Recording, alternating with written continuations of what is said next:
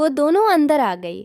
Farzana bed پہ بیٹھ گئی جبکہ ریحانہ نے کمرے میں پڑی کرسی پر قبضہ کر لیا، جبکہ میں ان دونوں کے درمیان کھڑا تھا۔ فرزانہ نے کمرہ بند کر لیا اور بولے، شاہد بتاؤ ریحانہ کو دیکھ کہ تم صبح کیا کر رہے تھے جب ریحانہ تمہارے واش روم میں نہا رہی تھی۔ میں نے پریشان ہو کر فرزانہ کی طرف دیکھا تو اس نے غصہ سے میری طرف دیکھا اور پھر دوہرایا، تمہیں میری بات سمجھ نہیں آ رہی، شاید بتاؤ اسے کہ تمہیں کیا کر رہے تھے، ورنہ میں ابھی ممی اور پاپا کو بتاتی ہو، پھر سب مل کر تمہاری درجت بنائیں گے۔ میری حالت ایسی تھی جیسے میں ابھی غش کھا کر گر رو پڑوں گا، معاف کر دیں فرزانہ باجی، مجھ سے غلطی ہو گئی۔ دیکھیں میں کان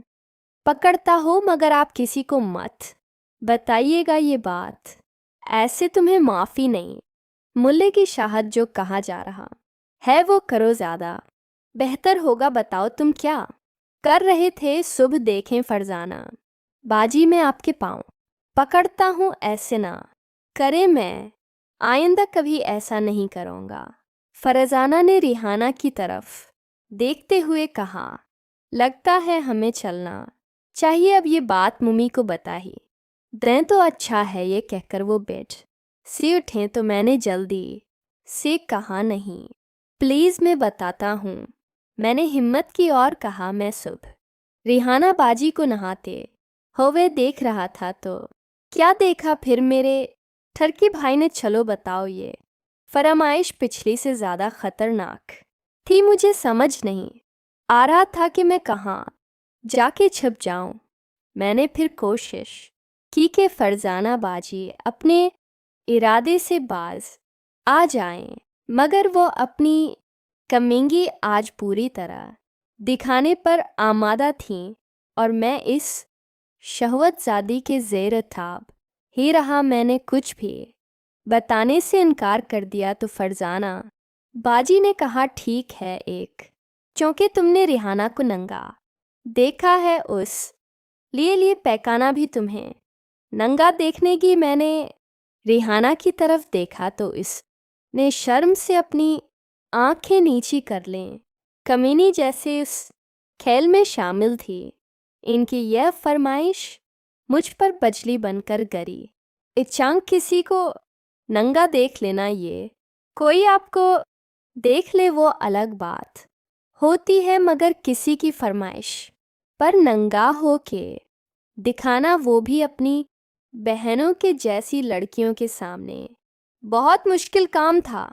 میں ابھی سوچ میں ہی پڑا تھا کہ فرزانہ باجی کی چنگھاڑتی ہوئی آواز مرے کانوں کو سنائی دی، تم اگر کوئی بات ماننے پر راضی نہیں تو تمہارا انجام بالکل اچھا نہیں ہوگا۔ دیکھو ریحانہ اس بہن چود کو اب کتنا غیرت مند بن رہا ہے، جب صبح تمہیں نہاتے ہوئے دیکھ رہا تو اس وقت اس کی غیرت گھاس کھانے گئی ہوئی تھی۔ مجھے اپنے کانوں پر یقین نہیں آیا۔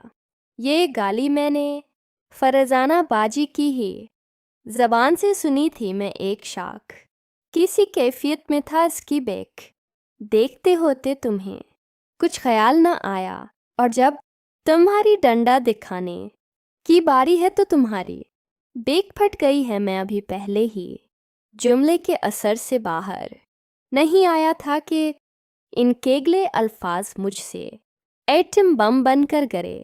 مجھے یہ سب کچھ ہضم نہیں ہو رہا تھا۔ فرزانہ کا یہ روپ مجھ سے آج تک پوشیدہ تھا۔ مجھے علم نہیں تھا کہ فرزانہ کی زبان سے ایسے الفاظ بھی نکل سکتے ہیں۔ در حقیقت میرے ڈنڈے میں ہلکی سی جنبش پیدا ہوئی۔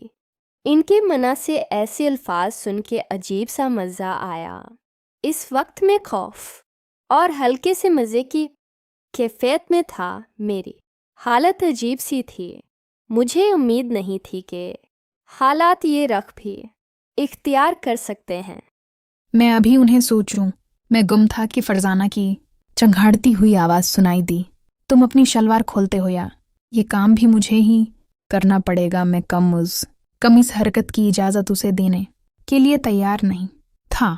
मैंने आखिरी बार रहम तलब निगाहों से फरजाना की तरफ देखा तो इसकी आंखों में एक शैतानी चमक जाग उठी थी। मैं तकरीबन रोने वाला था। आखिर मैंने मरे मरे अंदाज में अपना आजार बंद खोला और छोड़ दिया। एहसास व शर्मिंदगी से मरी आंखें लाल हो चुकी थी। अपनी तायाजाद बहनों के सामने में नंगा खड़ा था। मैं चौके सिर्फ शलवार और बुनियान में था, और शलवार तो अब उतर चुकी थी। मेरे पास छिपाने को कुछ भी नहीं था।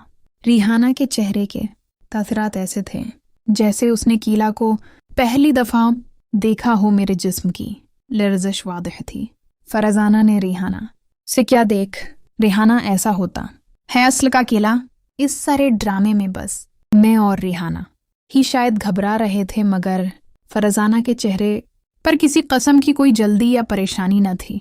रिहाना ने फरजाना से कहा, बाजी चलें अब तो हमने देख लिया, ना चलें कोई आ ही ना जाए।